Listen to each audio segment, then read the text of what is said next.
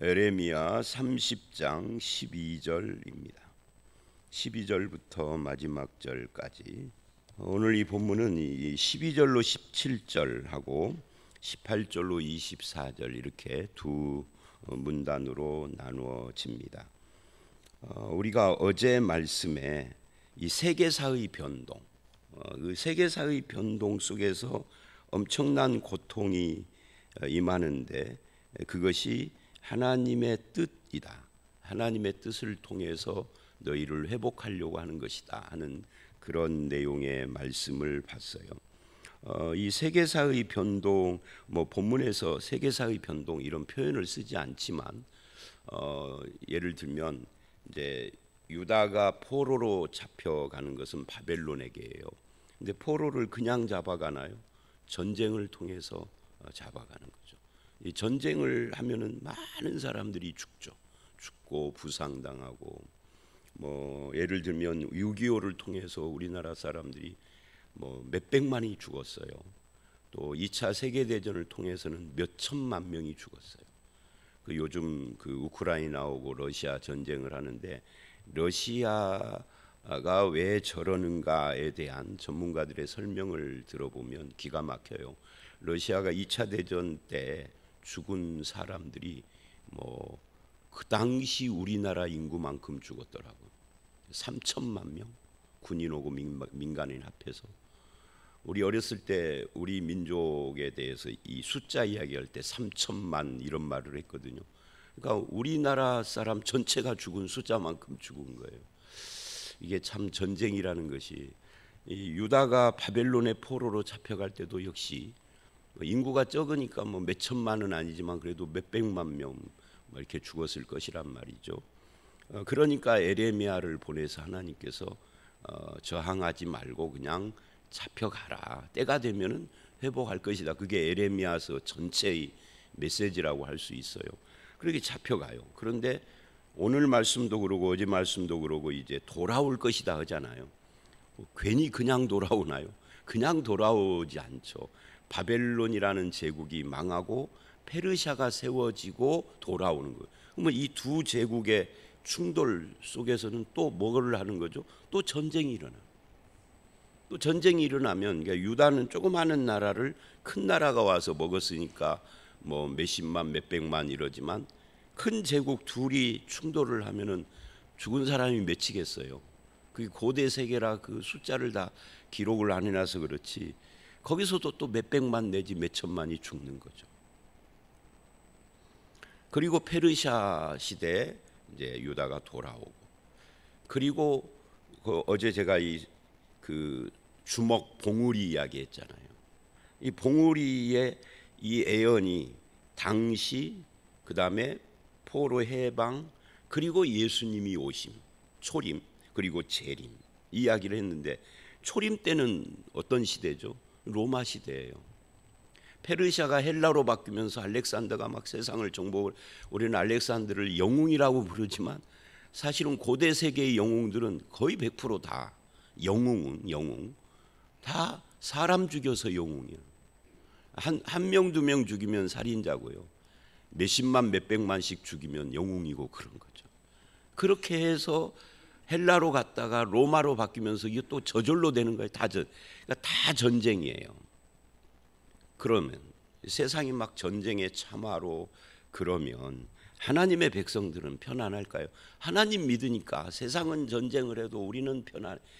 그럴 리가 없죠. 그건 비상식적인 거죠. 하나님의 백성들도 고통을 당해요.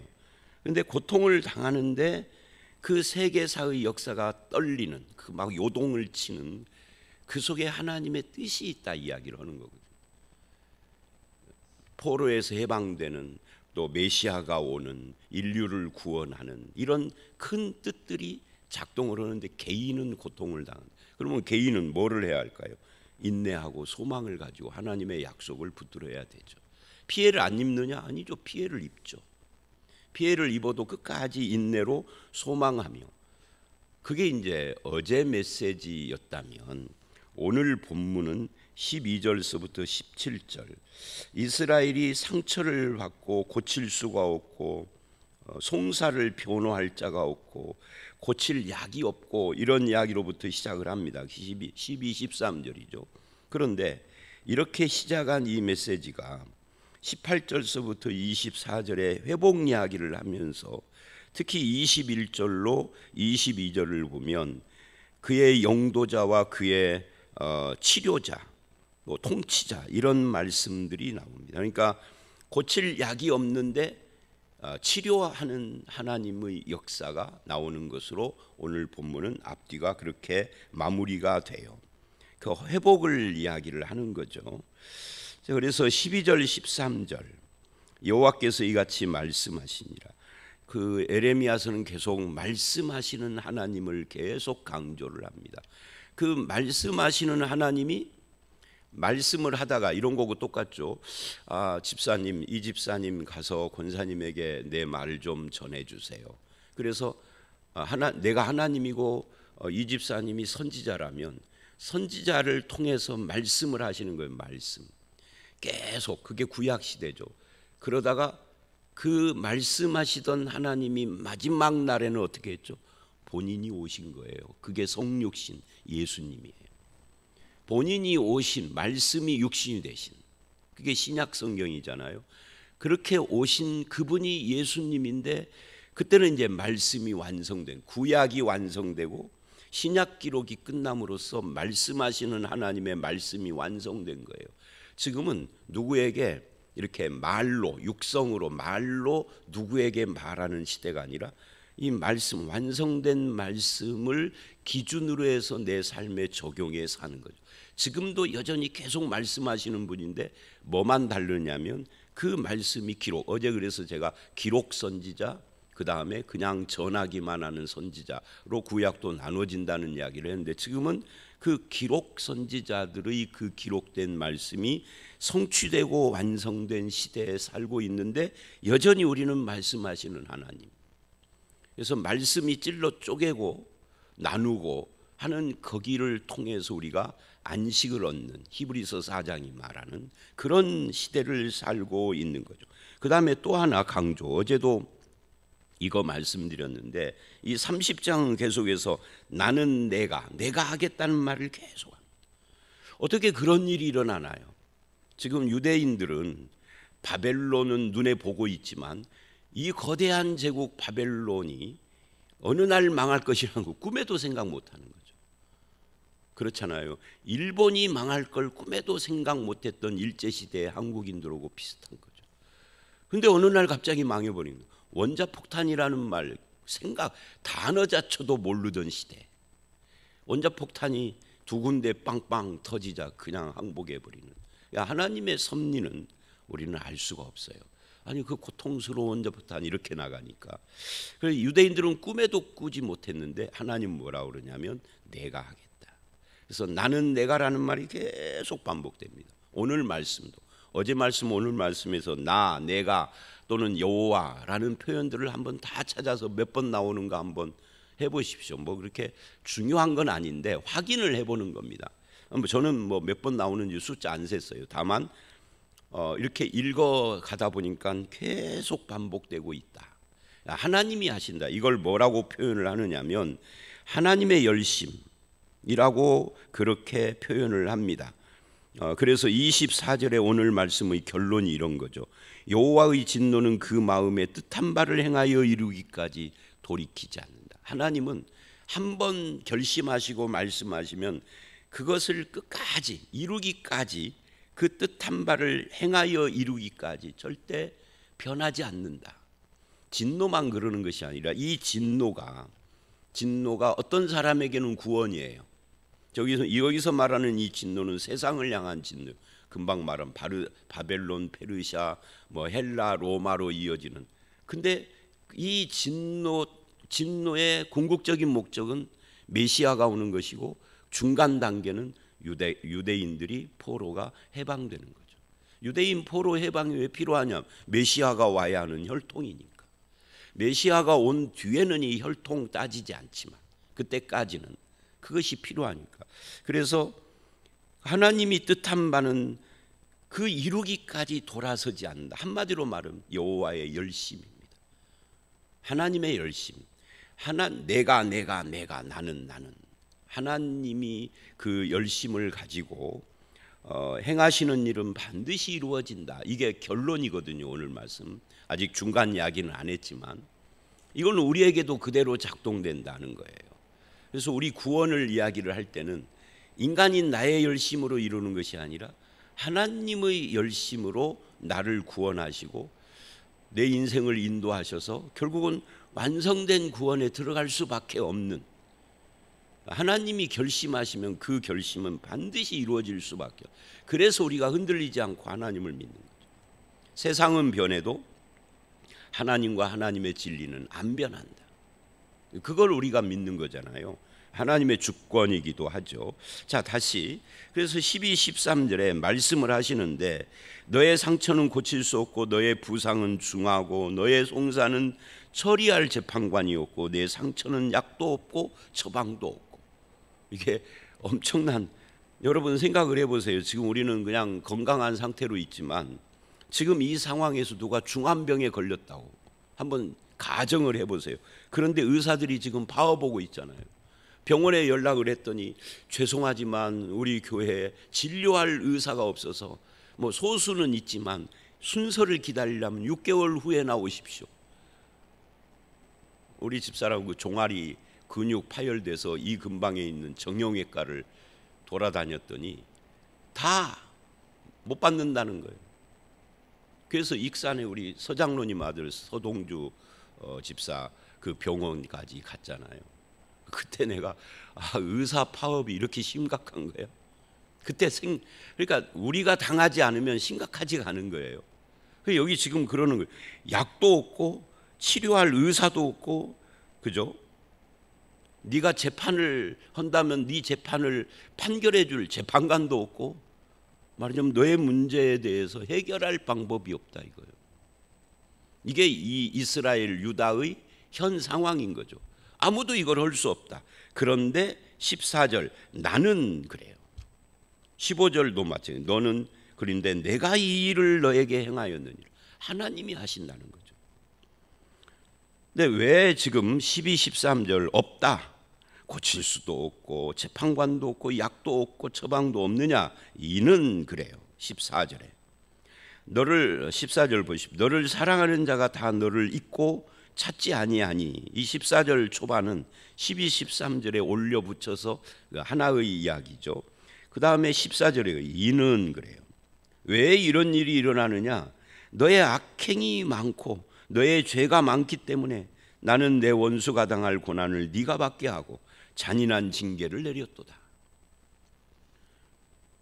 결국은 악행 때문에 그렇다는 거죠. 죄 때문에 그런 거예요. 죄가 많아서 원칙대로 하면은 네가 아닌, 하나님의 백성 네가 아닌, 하나님을 안 믿는 이방 원수들이 이런 하나님의 심판과 징계를 받아야 하는데, 그런데 예수 믿는 네 악행이 더 많아. 그 이야기예요. 신약으로 말하면. 이 구약으로 말하면 하나님의 선민인 이스라엘이 더 나쁜 놈들이야. 그래서 원수들이 당해야 할 심판을 너에게로 부었다는 이야기를 지금 하는 거죠. 이게 참 수치스러운 이야기고, 오늘 우리도 마찬가지입니다. 예수 믿는데, 아니 뭐 개인 말하지 말고 서부중앙교회가 그렇게 하나님 이야기하고 오는데 금산사보다 훨씬 악이 많아. 그럼 하나님은 금산사야, 놔두어도 구원받는 존재들이 아니니까. 근데 구원을 이야기하고 구원받은 백성들이 모인 여기가 더 악하면 어디를 먼저 손대야 되겠어요? 교회부터 손을 대야 되겠죠. 그 이야기입니다. 그러니까 이만큼 하나님 보시기에 그 당시에 이스라엘이 문제가 심각했다는 이야기를 지금 이렇게 하고 계시는 거예요. 그래서 15절은 뭐예요? 네가 부르짖어도 소용없어. 이제 늦었어. 부르짖어도 안 들어주겠다는 거예요. 왜? 네 죄가, 네 악행이 많고 네 죄가 허다함으로, 많고와 허다함으로 비슷한 이야기죠. 내가 이 일을 너에게 행한다. 그러니까 바벨론 포로로 잡혀갈 수밖에 없는 것은 이게 남 탓이 아니에요. 국제 정세 문제도 아니고 무슨 이웃은 강한데 우리는 약해서 할 수 없이 수모를 당하고 이런 게 아니라 네가 아무리 연약해도 악행을 행하는 자가 아니면 내가 보호했겠지만 너의 악행 때문에 이거는 바벨론이 세계를 집어먹고 하는 이것이 바벨론이 잘나서가 아니라 이스라엘 너의 악행을 내가 징계하기 위하여서 저들을 세운 거야 라고 신앙적인 해석을 지금 하는 거예요. 문제는 14절과 15절에 하나님이 이 일을 행했다라고 하시는 겁니다. 우리는 그래서 아까도 서두에 말한 것처럼 세계사의 변동을 바라볼 때 믿는 자는 이거 하나님의 역사라는 것을 알아야 합니다. 그런데 하나님의 역사가 어떻게 이런 일들을 통해서 할 수가 있는가? 수백만 명이 막 죽어나가는, 우리는 그것은 알 수가 없죠. 그것까지 다 아마 역사학자도 그건 설명 못할 거예요.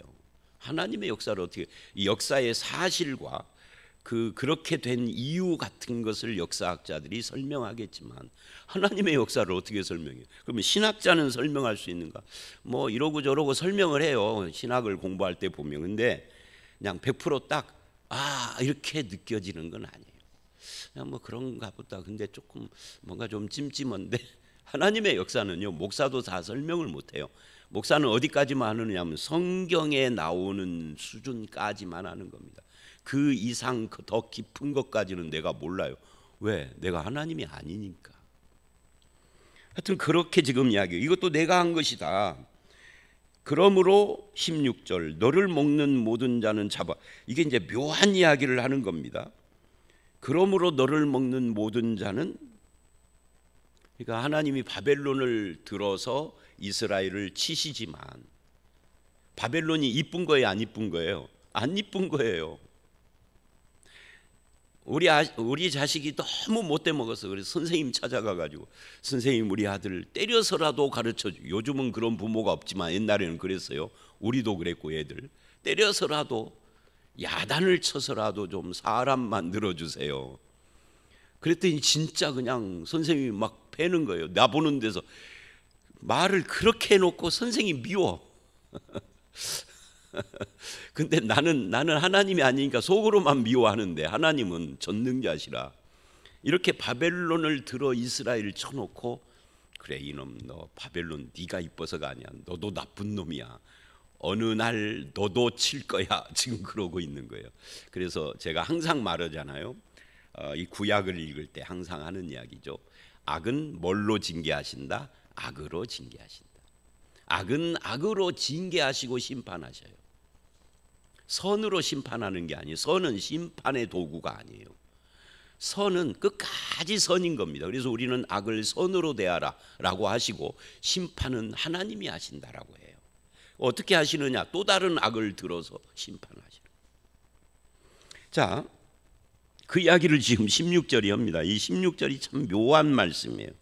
이 모든 대적은 내 모든 대적은 그러니까 너를 사로잡은 대적들도 다 나중에 너에게 탈취해 간 자는 탈취당하고 너에게 하여튼 그렇습니다. 그리고는 17절 그러므로 너를 고쳐줄 자는 누구냐 하는 거예요. 이게 결론이죠. 우리의 치료자는 누구냐? 우리의 치료자는 누구예요? 세상에는 없어요. 그죠? 하나님이 치료자시다. 이게 결론입니다. 치료자가 없다라고 12, 13절에 해놓고 치료자는 하나님이다. 그리고 21절 이하에 보면은 또 용도자, 통치자 이런 이야기를 또 하는 거죠. 그래서 치료자는 하나님이다. 하나님께서 하시는 일, 하나님께서 범죄함으로 일어나셔서 세상을 치셔서 상처가 났지만, 그런데 하나님은 동시에 치료자, 의사가 되셔서 세상의 의사나 약이 없고 변호사를 찾을 수가 없는데 그들을 치료하실 뿐만 아니라 변호도 하시고 해주시겠다는 거예요. 그러니까 뭐 하라는 거예요? 하나님께 나가라 하는 이야기입니다. 에레미야는 두 가지를 말하는 거죠. 하나는 하나님의 역사 앞에 순응해라 하는 거고, 또 하나는 치료자는 하나님이니 언젠가 너를 치료해 줄 날이 올 것이다 하는 이야기를 하는 겁니다. 그러니까 어떻게 해요? 하나님께 나가라.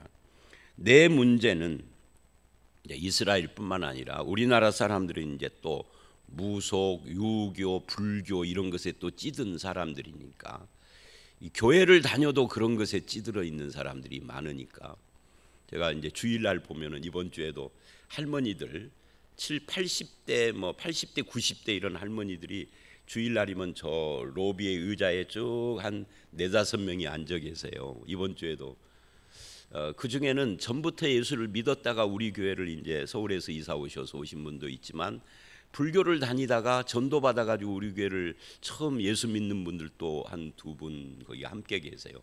근데 그분들을 처음 만나서 제가 신방 갔을 때 목사님 오신다고 저에게 인사를 하시는데 합장을 하고 인사를 이렇게 해요. 그래서 신방 가서 이제 예수 믿기로 했으니까 합장하시지 말고 그냥 손을 이렇게 내리고 고개를 숙이시든지 아니면 고개 내가 목사가 젊으니까 안 숙여도 그냥 그렇게 인사하시면 된다고 가르쳤는데 알겠다고 하면서 또 합장을 해. 그리고 예배 끝나고 이제 나오는데 또 합장을 해. 그래서 거기서 또 잔소리를 해서 합장하지. 그랬더니 우리 최 권사님 따라가셔가지고 제가 가르치겠다고 그런. 요즘은 보니까 교회에서 만나고 그게 올 초에 그랬죠. 올 초인가 작년인가 하여튼 그랬는데 지금 보니까 합장 안 하시더라고. 이게요 고쳐지기가 쉽지가 않은 거예요.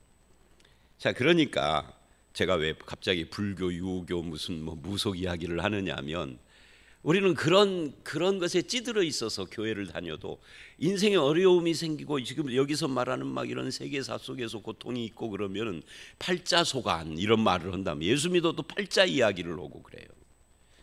근데 우리의 문제는 팔자가 아니고요, 운명도 아니고요, 주변 어떤 상황이나 세계사나 우리나라의 환경이 이렇고 그래서 대한민국은 정말 지옥 같아 오고 이민을 가면은 거기 천국일까요? 아니요. 거기는 더 문제가 심한 나라일 수도 있어요. 세상 어디를 가도요 천국은 없어요.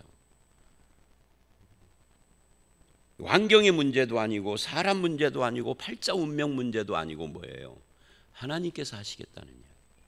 그러니 죄인인 우리는 회개하고 하나님을 바라라 라는 이야기를 하는 겁니다. 그래서 이제 18절서부터 24절은 회복입니다. 앞에서 17절에서 의사도 없고 약도 없고 변호사도 없다는 하나님이 17절에 하나님이 치료자시라고 변호자시라고 하신 것을 확대하는 거예요. 우리가 이럴 때 쓰는 한국말이 있죠. 결자해지. 그죠? 그러니까 문제의 원인이신 하나님이 하신 그분이 그 하나님이 또한 해결도 하시는 분이에요. 그래서 하나님이 푸시겠다. 하나님은 어떻게 치료를 하시는가? 그게 18절로 24절인데 먼저 18절서부터 20절을 보면 하나님의 치료는 완전한 치료요 완전한 회복이다 하는 이야기를 합니다. 포로에서 돌아오게 하고 18절 야곱의 장막을 회복하고. 근데 그렇게 포로에서 돌아왔지만 폐허에서 산다면 의미가 없잖아요.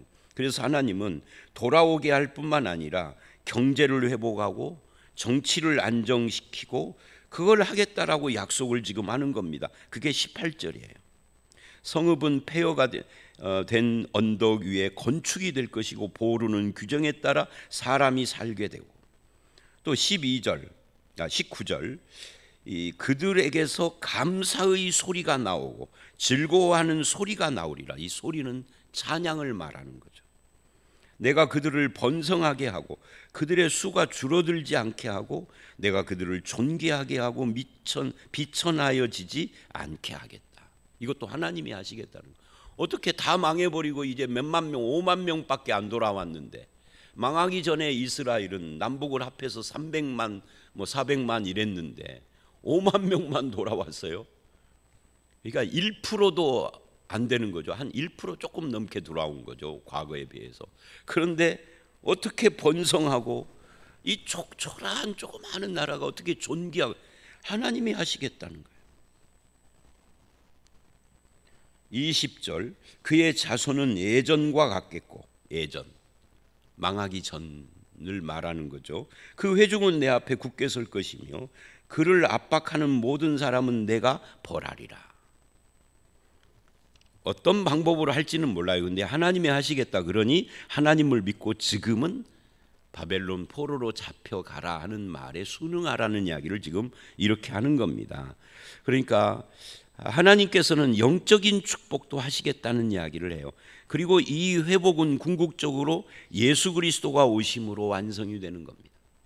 그래서 예수를 믿는 우리는, 저와 여러분은 이스라엘이 그렇게 소망을 가지고 언젠가 오고 기다린 것이 이루어진 시대에 살고 있어요. 그래서 예수 믿는 것이 최고의 복이라는 이야기를 그래서 하는 거죠. 예수를 믿으면 우리의 구원받은 우리의 신분이, 영적 신분이 존귀해진 거예요. 비록 내가 경제적으로 어려워도 신분만큼은 하나님의 자녀예요. 오늘 말씀에서도 그 존귀해진다라는 말과 함께 21절 이하에 그 이야기가 나와요. 특히 22절을 보면 예수 안에서 회복된 하나님의 사람들을 이렇게 표현해요. 너희는 내 백성이 되고 나는 너희들의 하나님이 되리라. 이게 구약 성경의 최고의 축복을 말하는 겁니다. 하나님과 우리의 관계를 이렇게 이야기를 하고 있는 거죠. 그래서 우리가 받는 이 죄사함, 이 구원은 죄사함을 받고 죽으면 천국 가는, 그거 확실하지만 그 두 가지로 끝나는 것이 아니에요. 한국교회가 요즘은 안 그렇지만 과거에는 예수 믿으면 죄사함 받는다, 죽으면 천국 간다, 이 구조였거든요. 가운데가 빠져버렸어. 가운데가 없이, 그러니까 가운데 죄사함 받고 천국 가는 그 중간에 그 수십 년을 살아가는 삶이 엉망이, 그건 아닌 거죠. 죄사함 받고 죽으면 천국 가지만 이 땅을 살 때도 내가 하나님이 나의 하나님이요, 내가 그분의 백성이요, 내가 하나님의 자녀요, 하나님을 나의 아바 아버지라고 부르는 자로서 존귀한 신분으로 이 땅을 살아가야 해요. 그걸 신약에서는 구체적으로 예수의 형상을 닮아가는 것이다 그러죠. 닮아가는 ing죠. 마지막에는 그와 같아지는 줄 우리가 안다, 이렇게 말을 하지 않습니까? 그 과정이 있어야 되는 거예요. 그래서 우리가 이 땅을 사는 목적은, 다시 말합니다, 죄사함 받고 천국 가고 이 땅에서 사는 것은 잘 먹고 잘 살아라가 아니라, 소위 말하는 축복, 그게 아니라 성도답게 살아야 하는 거죠. 하나님의 백성으로, 아바 아버지라 부르는 천국 백성으로 존귀한 삶을 살아야 한다는 거예요. 하나님은 우리에게 다른 어떤 차원, 세상과는 다른 차원의 삶을 주시겠다는 이야기를 하는 겁니다. 그런 의미에서 우리가 가정에서 가정주부로서 살림을 하는 것도 존귀한 하나님의 백성으로 하는 거예요. 직장을 나간다면 직장에서도 내가 안 믿는 사람하고는 다른 차원의 신분을 가지고 사는 자예요. 제가 제 이야기를, 시간이 다 됐지만 한다면, 오늘 골자는 다 나왔으니까, 저는 군대 이야기를 참 많이 했었어요. 이제 지금은 나이 먹어서 많이 않지만, 왜냐하면 제가 잊을 수 없는 군대 생활을 해서 그 때문에 목사가 된 거나 마찬가지니까. 군종병이 됐어요. 군종병은 요즘은 모르겠는데 옛날에는 여기다 십자가를 이렇게 마크 달고 다녔어요. 예수 믿는 사람 표시잖아요. 고참이 돼. 저는 군대 3년 동안 욕 한 번 해본 적이 없고, 누구를 때려본 적도 없고, 기합 줘본 적도 없어요. 최고 고참이 돼도. 이유가 뭔 줄 아세요? 군종병이니까. 어떤 사람은 군종병 달고도 막 욕하고 막 기합 주고 때리고, 막 심지어 군종 목사가 우리는 그냥 사병이지만 목사가 돼서 온 사람도 군종병들 집합시켜 놓고 기합 주고 막 조인트 치고 막 그러더라고. 두 부류로 나눠지는 거죠. 근데 이제 제대해 가지고 지금 다 60대 후반 70 넘은 우리 이제 고참들은 70이 넘었어요. 가끔 만나요. 페이스북, 카톡에 단톡방도 있고. 거기 보면 이제 옛날 이야기를 하는데, 그 중에 어떤 사람은 목사인데 군종을 하면서 저 암흑의 병장이 우리 쫄병 때 우리 얼마나 때렸는지 모른다. 내가 왜 이야기를 하느냐면, 하나님의 백성은 죽어서 천국 가는 것이 아니라 이 땅을 존귀하게 살아요. 나는 하나님의 자녀다. 이 존귀함을 잃지 않아야 해요. 어디에서든지, 교회에서만이 아니라 가정에서도, 직장에서도, 동네에서도 교만하라는 이야기가 아닙니다. 그 이야기를 하는 거예요. 21절로 24절은 이제 그래서 너에게 영도자도 주고 치료자도 보내주고, 그게 이제 하나님이 세운 스룹바벨, 에스라, 느헤미야 뭐 이런 사람들이에요. 그리고 너의 하나님이 되고 내 백성이 될 것이다. 그리고 24절에 아까 말했죠. 내가 뜻한 것은 반드시 이루어질 것이다. 아멘. 여러분, 하나님의 이 약속을 믿고 오늘의 결론은 이겁니다. 우리 인생은 하나님의 뜻 가운데서 이루어진다. 하나님의 열심이다. 그런데 나는 그 하나님의 백성으로서 존귀한 삶을 살아야 한다. 존귀함이 뭐예요? 하나님 백성다운 삶을 살아야 한다. 여러분의 삶에 이것이 큰 깨달음이 되고 적용이 되어서 어디서든지 하나님 영광 드러내는 저와 여러분 되시기를 주의 이름으로 축원합니다. 함께 기도하겠습니다. 하나님 아버지, 그렇습니다. 우리를 향한 하나님의 뜻은 반드시 이루어지는 것을 믿습니다. 지금은 상처를 고칠 수 없고 변호사가 없고 약이 없는 것 같아도 하나님이 치료자고 하나님이 변호사고 하나님은 영도자들을 세우고 통치자를 세우셔서 내 백성 되게 하겠다 말씀하셨습니다. 예수가 오셔서 내가 하나님의 천국 백성이 되었다라는 이것 때문에 죽어 천국 가기 전까지 이 땅을 살 때 존귀한 주의 백성으로 살게 하여 주시옵소서. 아버지 하나님께서 우리의 삶을 인도해 주실 줄 믿사옵고 예수님 이름으로 기도드렸사옵나이다. 아멘.